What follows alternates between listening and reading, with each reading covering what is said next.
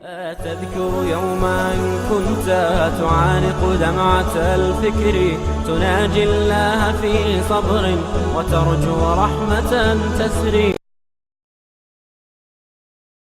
یا اپنے اعضاء کے بھڑکنے سے بھی تفاعل کرتے تھے کہ دائیں آنکھ بھڑک رہی ہے تو خوشی کی خبر ہے اور بائیں ہیں تو غمی کی خبر ہے.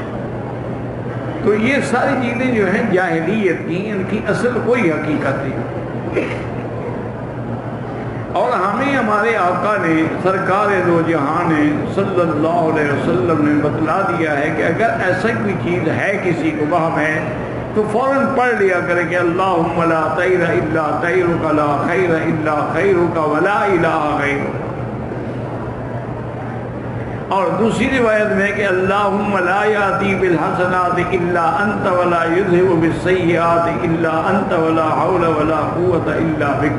یہ پڑھ لے تو کچھ بھی نہیں ہوگا. اچھا، ایک سوال یہ پیدا ہوتا ہے کہ بھی جب آنکھ بھڑکتی ہے مثلاً تو ویسے پھر وہ واقعہ آ جاتا ہے. وجہ یہ ہے کہ جب تمہارا اعتقاد اس پہ ہوتا ہے تو قوت تخیلہ وہی چیز جو لے آتی ہے سامنے. ساری چیز اصل میں تخیلات ہے کہ تمہارے خیال میں یہ بیٹھا ہے نا کوئی برا ہوگا تو برا ہو گیا، تمہارے خیال میں یہ بیٹھا ہوا ہے کہ اچھا ہوگا تو اچھا ہو گیا. ورنہ کتنے کافر ہیں، انگریز ہیں، ان کی آنکھیں بھڑکتی ہیں، ان کو کچھ بھی نہیں ہوتا. اور بعض اوقات یہ آنکھوں کی اعصابی کمزوری بھی ہوتی ہے، اس کی وجہ سے بھی ہوتا ہے.